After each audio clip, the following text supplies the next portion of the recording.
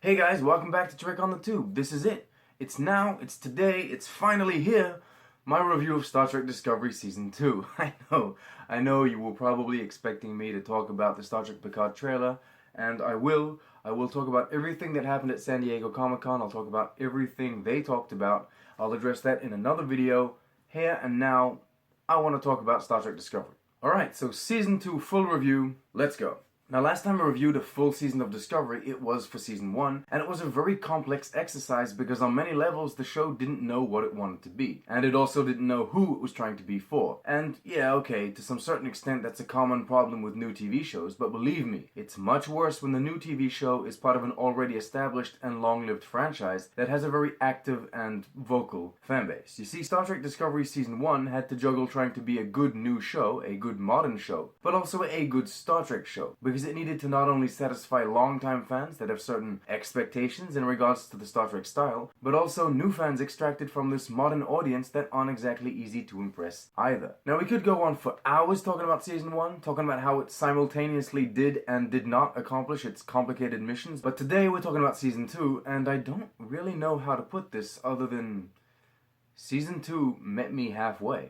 Okay, let me try and get this to make sense. My personal expectations when it came to a modern-day Star Trek show was a sequel that presented to us high-end sci-fi concepts paired with profound paced character development and intellectual problem solving. Discovery, however, went a completely different route. Discovery is a prequel that pushed a complete reinterpretation of the technology of that time period into my face, along with high-octane action, a heavy use of visual effects, and a somewhat fully saturated use of cliched drama. To make things simple, Discovery and I were not on the same page.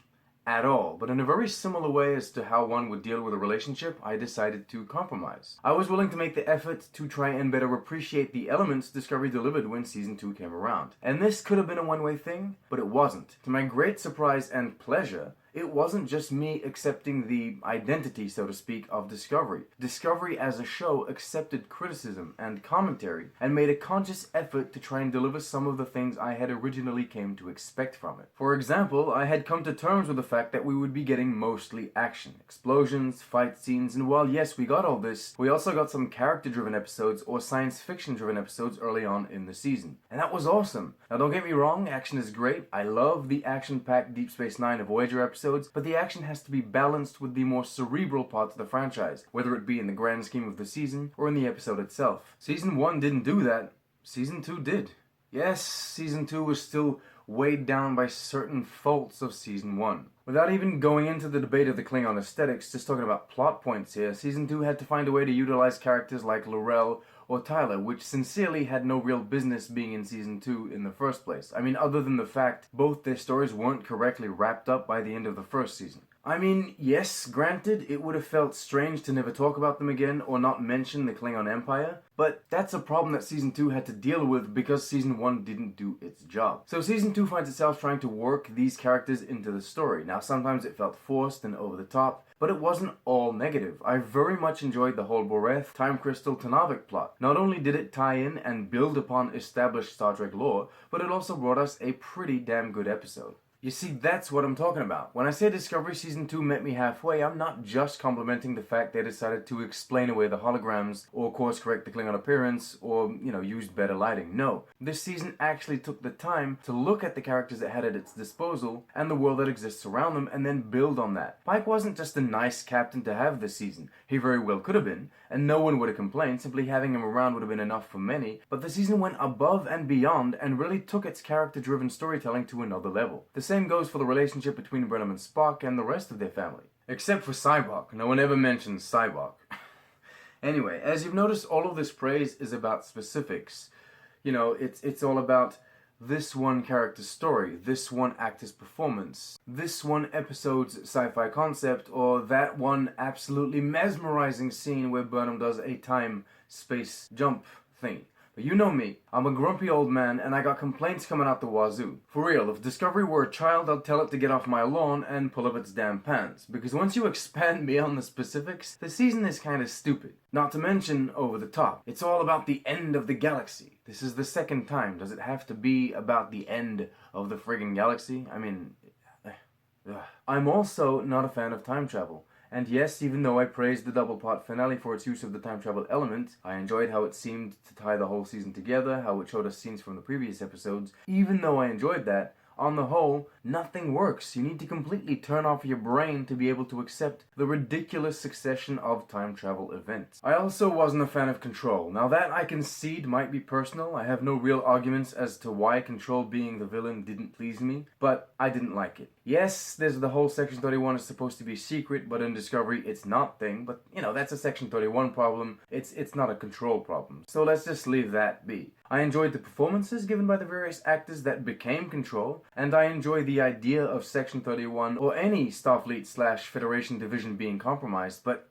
I don't know. Maybe the evil artificial intelligence bit is overused. Maybe it's the execution. I just didn't like Control. And it's strange because, look, I don't exactly know how to word this, but I've seen this very same complaint pop up online here and there, even among our little group of Trekkies. The season seems to all of a sudden be about Control, and it almost abandons everything else. And it kind of creeps up on you, but not in a good way. Not in a, oh, surprise, this is the villain way, more in a, oh, okay, this is what we're doing now kind of way. It was truly strange. Also, ironically, when Control becomes the evident villain of the season, and its destruction is the clear mission, the season kind of loses focus. That may very well be why I found the second half of the season a lot less interesting than the first.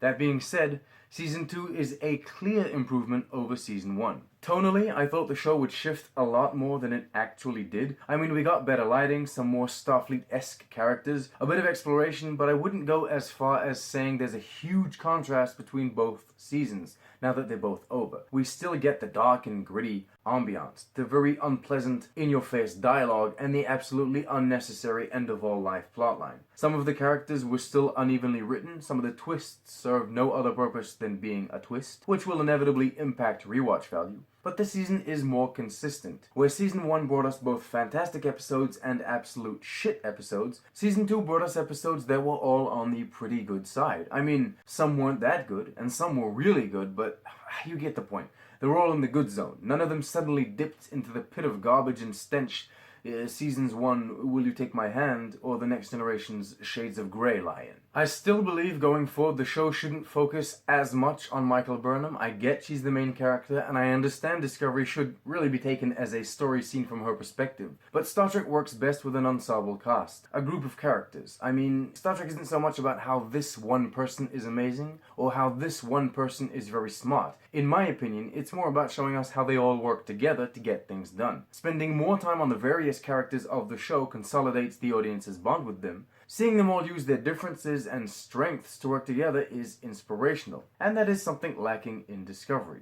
For the most part, the performances are very good, even if sometimes, for example, Murray Wiseman's Tilly or Michelle Yeoh's Emperor Georgiou are a little off. Anson Mount was brilliant as Captain Pike. I think he was the MVP of the season for most people. Ethan Peck was Spock. I mean, it's hard to say much more because he was portraying a Spock from about a decade before the original series. So in essence, a different, a younger Spock, one that seemed more in touch with his human side, with his emotions. On the technical side of things, the production value is through the roof, just like the last season. The sets are beautiful, the costumes and props are masterfully crafted. I must say the attention to detail is actually quite incredible. The location shooting was nice. I especially liked the Boreth Monastery. The visual effects felt a little weaker this season. Not the ships. The ships were great. Actually, everything kind of space related, that was great. But elements like the mycelial network, or the nanobots, or the trees with accelerated growth, I don't know, that all felt just a little cheap. It's fine.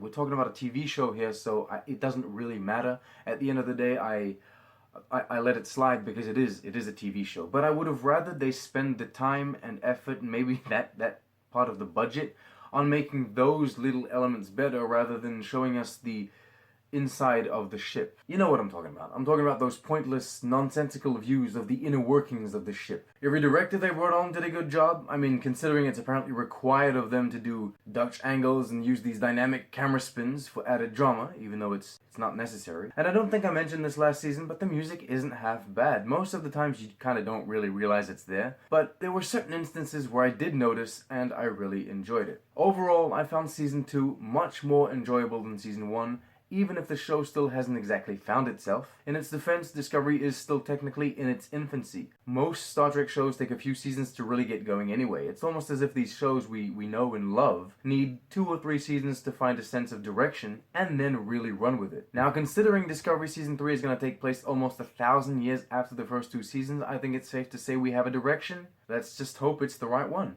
Discovery is not a bad show.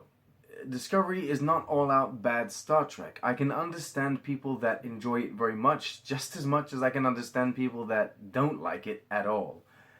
For me, personally, as it stands, Discovery, if I were to, rank it on a list of all of the Star Trek shows, it would probably be somewhere around the bottom. Even though, as I said before, Season 2 is a clear improvement. One last thing, I didn't find it necessary to bring in Pike, Spock, Number 1, and the Enterprise, although I must say I did enjoy what they did with the characters. The ship, not so much. Well, actually not at all. I didn't like the ship at all. Anyway, from now on, I really hope Discovery can now move away from the cage in the original series and be its own show. Alright. That's it for me. Thank you so much for watching. What did you think of Season 2? Are you excited about Season 3? Or is your attention now, are you now focused on something else, like, for example, Star Trek Picard or Lower Decks? In any case, leave a comment. Tell me what you think. Remember to like, subscribe, share with your friends, and as usual, live long and prosper.